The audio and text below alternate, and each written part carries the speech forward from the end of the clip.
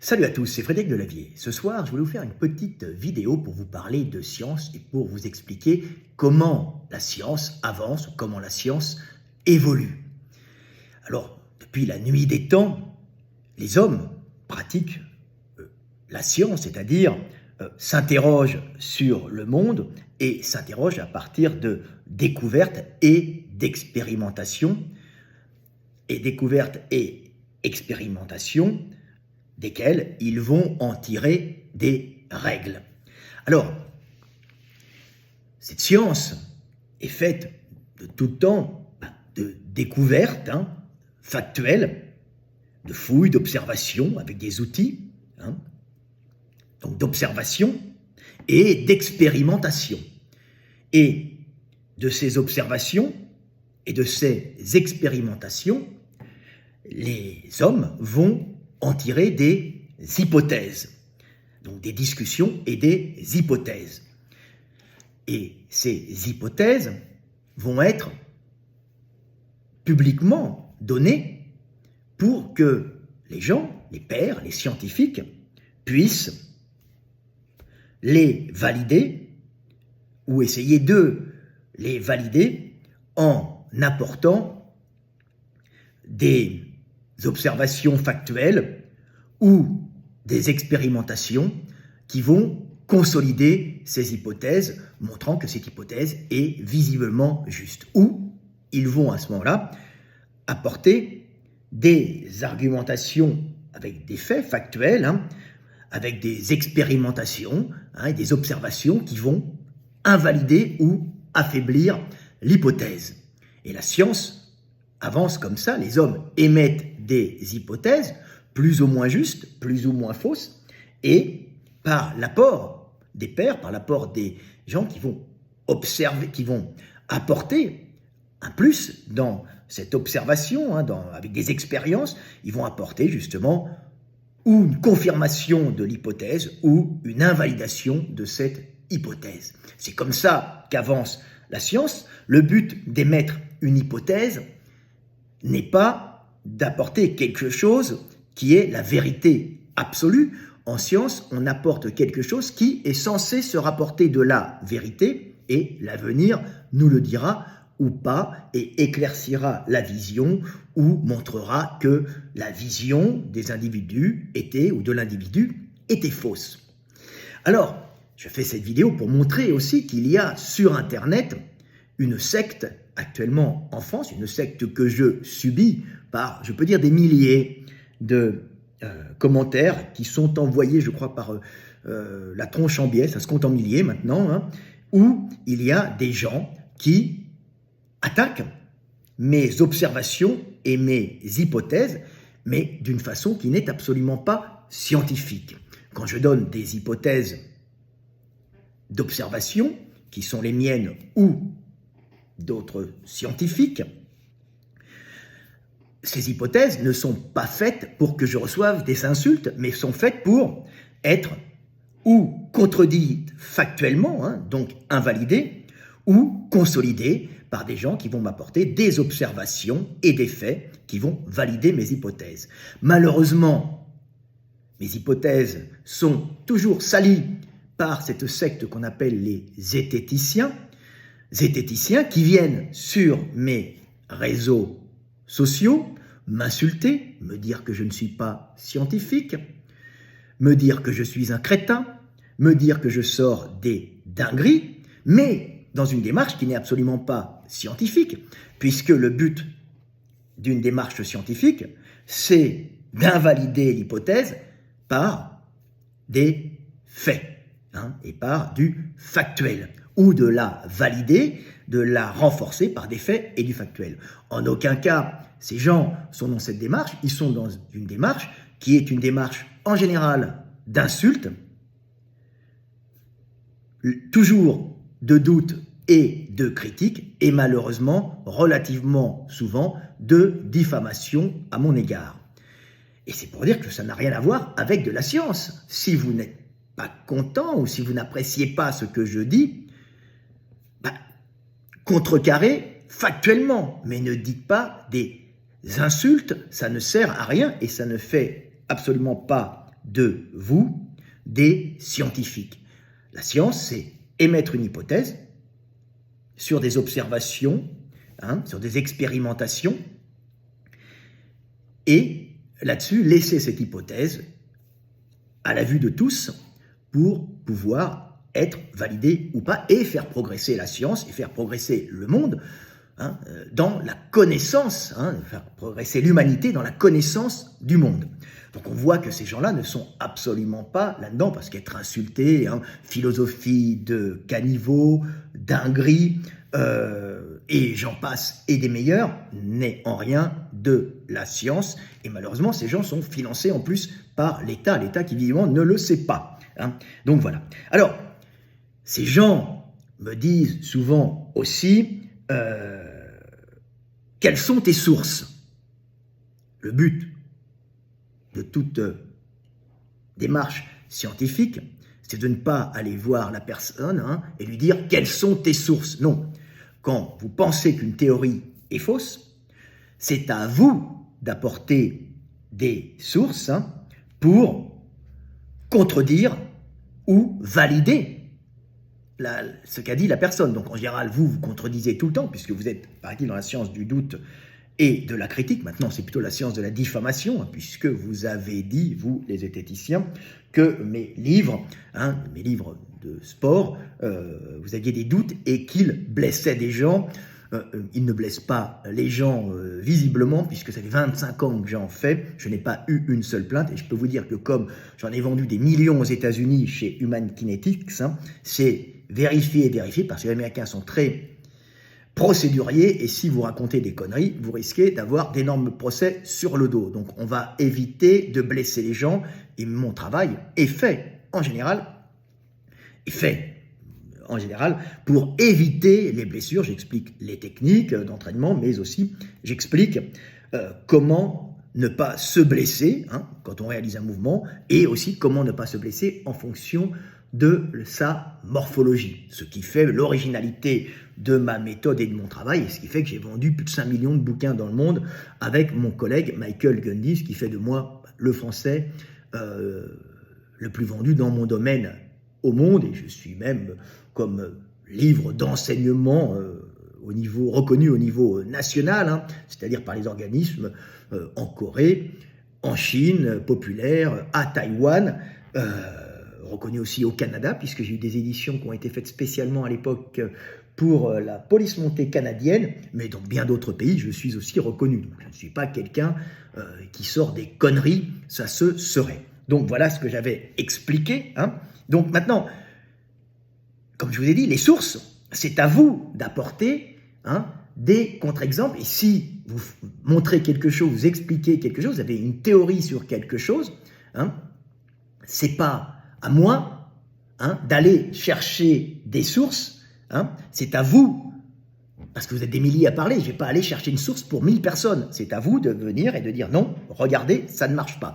Jusqu'à présent, personne n'a invalidé factuellement ce que j'explique dans mes bouquins. Alors d'ailleurs, les bouquins de muscu sur le dos rond, c'est ridicule ce qui a été sorti, vous avez toutes les médecines d'État et du travail contre vous. Déjà, vous inventez des choses que la médecine suisse du travail aurait validé le dos rond en lourd, ce qui est complètement faux. Vous savez que vous avez tort et vous me devez des excuses absolument. Donc vous êtes dans le tort absolu. Vous avez osé dire, vous zététiciens censés être scientifiques, que la morphologie n'avait aucune influence sur les blessures. Il n'y avait aucun article scientifique, et je dis bien aucun, qui montrait l'influence de la morphologie sur les blessures, les risques plus ou moins accrus de blessures, ce qui est un délire total, puisque tout le monde connaît les variations morphologiques en traumatologie, on connaît, même en traumatologie sportive, mais aussi tous les anatomistes, tous les spécialistes de la médecine et de la médecine du système locomoteur la connaissent. Il y a des morphologies qui, même en dehors du sport, dans la vie de tous les jours, favorisent plus ou moins certaines pathologies, et je ne vous dis pas comme en sport, elles sont encore plus favorisées, puisque ce sont des mouvements de la vie de tous les jours en vérité, mais poussé à l'extrême dans des pratiques extrêmes que sont le sport de haut niveau. Hein. Donc il y a encore plus de blessures. Donc vous dites des conneries, hein, vous n'êtes même pas excusé, et cela devant des dizaines de milliers de personnes. Hein. Donc vous m'avez attaqué, vous avez attaqué mon livre L'éveil des consciences qui est ici, sans jamais apporter aucune preuve. C'est ça qui est bien malheureux, parce qu'évidemment, mes livres sont des explications et des théories sur des observations scientifiques et des expérimentations scientifiques. Hein. Je fonctionne comme ça.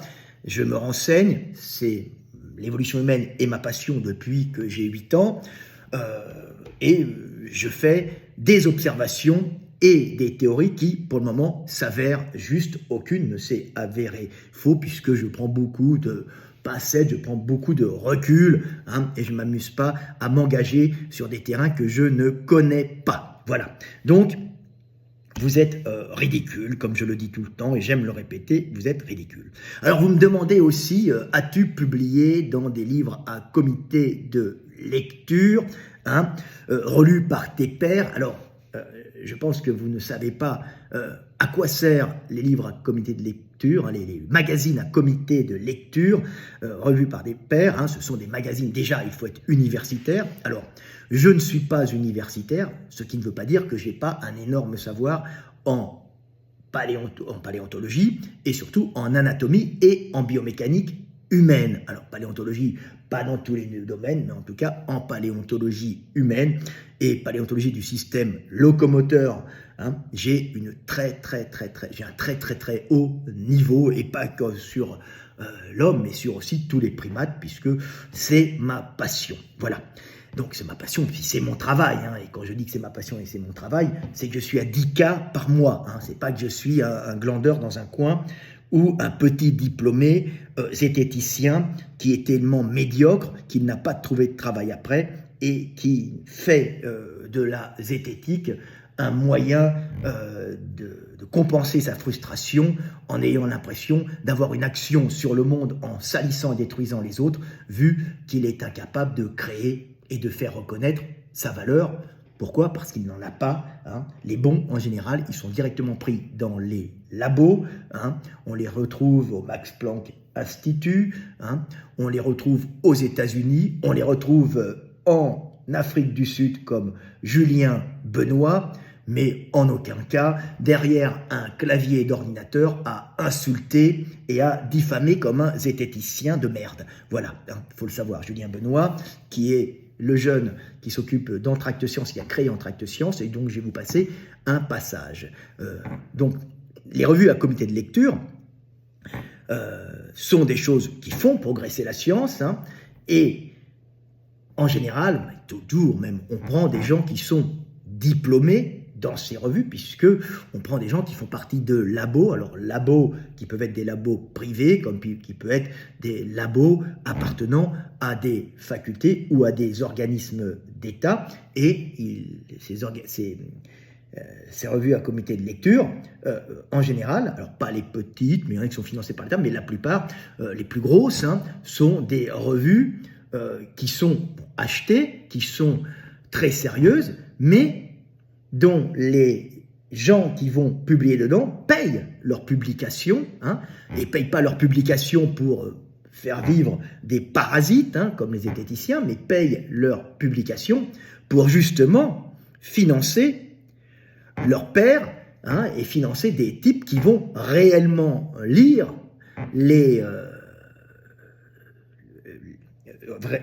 leurs travaux scientifiques, pour les analyser et les faire passer ou pas. C'est pour ça que ce sont des revues à comité de lecture, et il y a déjà à la base, hein, le fait qu'il y a cette barrière financière qui n'est pas pour rien, qui est valable, hein, et qui a pour but justement de payer et de financer un travail de relecture et d'analyse de qualité pour ne pas laisser passer des merdes. Bien sûr, il y a des merdes qui passent, mais plus la revue est grosse, moins ça passe, puisqu'elle est censée avoir de la qualité. Alors, on a vu des erreurs, hein, on a vu des merdes passer dans des grosses revues, je crois que c'était dans Lancet, hein, c'est ça, ça fait un scandale, mais il y a plus de scandales dans les petites revues, puisque là, on va se coopter entre potes de fac de science, hein, ou entre collègues, hein, puisque ce ne sont pas des mecs qui sont forcément payés très cher, donc ils vont passer les travaux des potes qui ne sont pas forcément de bonne qualité. C'est moins la revue est connue, moins elle est financée, plus tu risques d'avoir des merdes qui passent dedans, de la cooptation, et ils vont passer des recherches scientifiques et des expérimentations qui ne sont pas forcément très intéressantes ou de bonne qualité, puisqu'ils vont passer celles de leurs potes, et ce qui pose un problème. Et malheureusement, ils peuvent aussi passer des grosses merdouilles complètement fausses. Mais à haut niveau, on le voit de moins en moins. Mais c'est comme ça qu'avance la science, hein. Il y a toujours des problèmes, il y a toujours des erreurs, il y a toujours des petits malins qui trichent, mais globalement, il y a quand même des choses de qualité qui sortent, surtout dans les grosses revues, parfois dans les petites, si elles sont vraiment strictes et si elles ne font pas passer leurs potes universitaires. Hein. Parce que quand on a un article qui passe, après, on peut trouver un poste. C'est un business, voilà. Hein, c'est un business basé sur la science et la recherche scientifique. Voilà. Alors, je vais vous passer le passage de Julien Benoît, qui a Entracte Science et qui est pour moi une chaîne qu'il faut aller voir Entracte Science, abonnez-vous, 29 600 abonnés, c'est pas assez pour la qualité du gars. Le gars, moi j'adore l'écouter quand je conduis la nuit, quand je traverse l'Europe, hein, puisque c'est un paléontologue qui est passionné d'anatomie, de paléontologie. Il a beaucoup plus de savoir sur moi, sur beaucoup d'espèces, puisque moi, ma spécialité, c'est plus ou moins l'homme et les primates, et l'évolution de l'homme et des primates, et leur anatomie. Je connais aussi le système nerveux, le système digestif, c'est très intéressant tout ça, mais je n'ai pas une connaissance globale et au niveau, comme lui, de tous les vertébrés. Alors, j'ai une bonne connaissance des vertébrés, mais moins que la sienne. J'ai sûrement une connaissance énorme des primates, par contre, en tout cas au niveau du système locomoteur. Mais ce gars-là est fantastique à écouter. En neurologie, il est passionnant.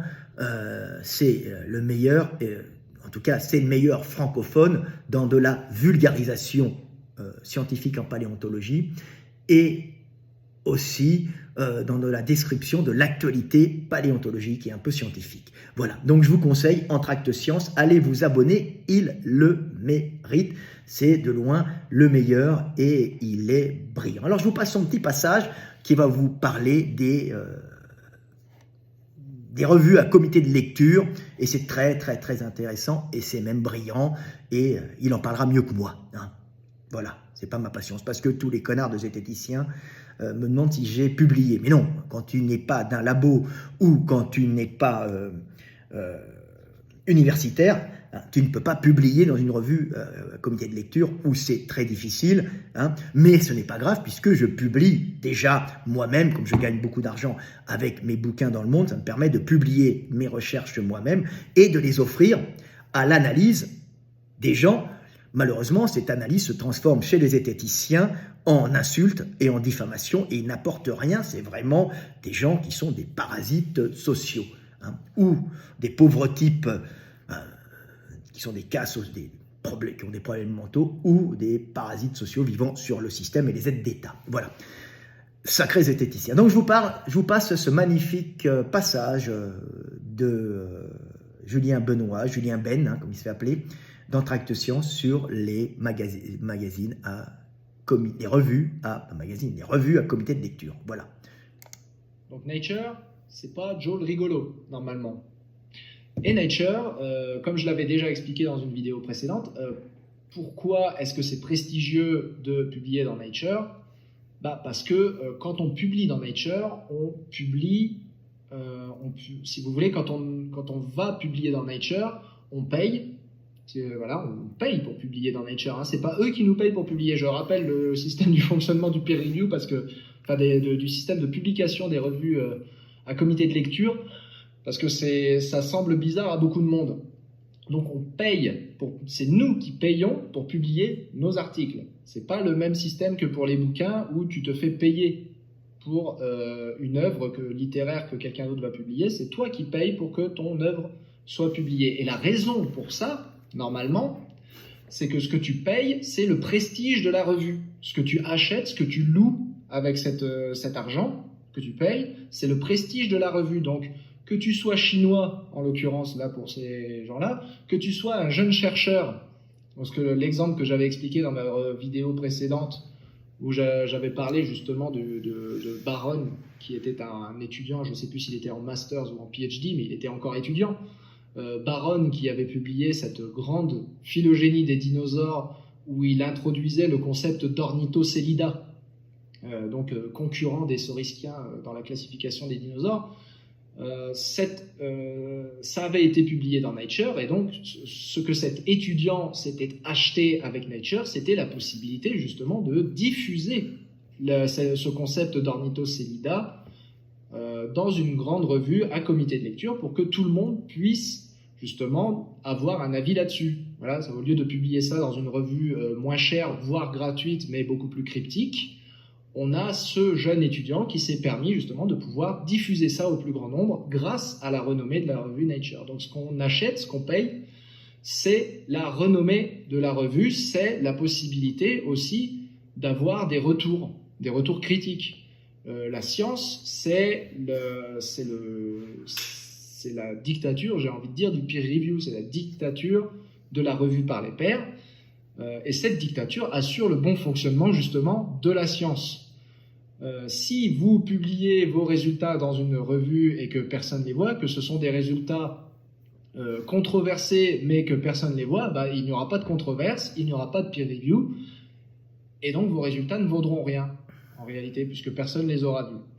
Donc c'est pour ça qu'on paye pour publier dans la revue Nature, et c'est pour ça que je suis très critique, là pour le coup, de la ligne éditoriale de Nature, qui étale au final des découvertes sur plusieurs articles, enfin qui accepte d'étaler des découvertes sur plusieurs articles, alors même que tous ces articles, à mon avis, auraient beaucoup mieux mérité soit d'être fusionnés tous ensemble, soit d'être publiés ailleurs, pour pouvoir expliquer pourquoi c'était plus important. On va notamment voir ça avec cet article-là, ce qui nous annonce la découverte d'un nouveau acanthodien. Cet article-là, à mon avis, il aurait mérité d'être publié dans une autre revue, moins prestigieuse, mais qui n'aurait pas un nombre de caractères limité. Parce que Nature, il y a ça aussi, il y a le nombre de caractères limité. Donc vous êtes obligé de faire des articles courts. Quand vous faites des articles dans Nature, ils sont obligés de... Généralement, c'est 3-4 pages, pas plus. Et vous n'avez pas le temps d'expliquer des grandes choses en 3-4 pages. C'est pas possible. Alors il y a les supplémentaires immatériels, mais soyons tout à fait honnêtes, très très peu de gens lisent les supplémentaires immatériels. Donc les appendices, si vous préférez en français, il y a peu de gens qui lisent ça. Et encore une fois, je dis, ça aurait mérité d'être publié dans une revue moins prestigieuse. Je dis pas, ça devrait être jeté à la poubelle dans une revue moins prestigieuse. Non, ça mérite d'être publié dans une revue moins prestigieuse, mais qui permet de s'étaler en longueur sur des explications qui ici ne sont pas fournies et qui manquent. Voilà, alors Julien Benoît, qui vous fait une explication brillante, bien mieux que moi, des comités des revues à comité de lecture, et qui vous explique exactement comment ça marche. Donc c'est quelqu'un que j'aime beaucoup, hein, et je vous conseille de regarder sa dernière vidéo aussi sur l'erreur de Darwin, l'effondrement de la théorie de l'évolution. Alors il a porté un regard critique sur les créationnistes, mais absolument pas méchant, un regard critique mais factuel. Hein, pas pour les salir, pas pour dire c'est de la merde, hein, pas pour se foutre de leur gueule comme nos amis zététiciens, mais pour essayer d'apporter une explication factuelle, scientifique et logique. Et puis des fois il leur dit non, je ne suis pas contre la théorie, je ne suis pas contre Dieu ou l'évolution ensemble, non mais j'explique factuellement, et il est très bon, il n'est pas agressif du tout, et il explique ce qui tient ou ne tient pas avec ce qu'on connaît, hein, avec les observations et avec les découvertes qui ont été faites et qui invalident certaines choses. Voilà. Donc je vous conseille sa vidéo, l'effondrement de la théorie de l'évolution, erreur de Darwin, hein. Mais je vous conseille toute sa chaîne, hein, elle est d'une grande qualité. Voilà. Hein. Et puis vous avez bien compris que la science, hein, comment la science avance, hein, la science avance de cette façon: expérimentation, observation, hypothèses tirées des expérimentations et des observations qui vont être invalidées ou confirmées par de nouvelles observations. Voilà. et de nouvelles expérimentations. Et ça a toujours avancé comme ça, hein. Donc, c'est pour ça qu'on soumet des hypothèses à la critique. Et ce que n'ont pas compris les zététiciens, c'est quand on soumet des hypothèses qui ont de fortes chances d'être justes, c'est pas pour se faire insulter, hein, d'une façon grossière, c'est pour que les gens viennent et disent non, là, ça ne peut pas marcher. Donc, le zététicien est à éliminer du système, car il pourrit l'ambiance et il n'est pas scientifique du tout, c'est un connard. Voilà, c'était Fred Delavier. Voilà, si vous voulez voir un bon livre sur l'évolution humaine, hein, sur comment nous sommes devenus des hommes, vous avez l'éveil des consciences, hein. Comme je vous l'ai dit, il est déjà fait, je vais vous l'offrir en version audio sur YouTube avant les fêtes, hein, j'espère avant les fêtes, là. Vous l'aurez en version complète pour les pauvres, les indigents ou les malvoyants et les non-voyants. Voilà, ça permettra à la connaissance de se diffuser et peut-être à des gens de venir confirmer ou infirmer, hein, ce que j'expose. En général, je n'ai pas de personnes qui viennent m'apporter des contre-arguments factuels. Hein. Quand un Thomas Durand, quand je parle d'évolution et quand je parle de l'importance des poils blancs chez les primates, hein, comme facteur de reconnaissance sociale pour accélérer les relations sociales entre individus, c'est un texte que j'ai fait qui parle de l'évolution de notre lignée et qui prend sa source à des millions d'années. Hein, et quand je vois un contre-argument de Thomas Durand me parlant de teinture à cheveux, je me dis que le pauvre individu ne connaît pas grand-chose à la science, qu'il reste à faire des clowneries, du divertissement, qu'il anime des symposiums ou des croisières de seniors, mais qu'il évite de faire de la science, ça ne marche pas, ou qu'il reste au peuplier transgénique comme le cordonnier doit rester aux semelles. Voilà. Alors voilà, je vous conseille L'éveil des consciences. Hein. Alors, très beau livre, presque 700 pages, très, très bien illustré, vous voyez, avec un peu d'anatomie, hein, comparaison anatomique, la course, restitution énergétique, les variations morphologiques. Vous voyez, beaucoup, j'explique les leviers, parce que tout est lié. Hein. Je suis un mécanicien à la base, donc notre psychologie, notre esprit est lié directement à notre physique et aux lois physiques du monde. Hein. Tout ça est intimement lié, tout ça est imbriqué. Voilà, c'était Fred Delavier, c'était une vidéo sur la science, une vidéo sur la façon dont la science doit avancer et une vidéo pour combattre les zététiciens qui sont les inquisiteurs de la pensée scientifique et des gens qui ne sont rien scientifiques, qui ne sont que des petits troublions gagnant leur vie sur le doute, la critique et la diffamation. C'était Fred Delavier, je vous aime et paix sur terre.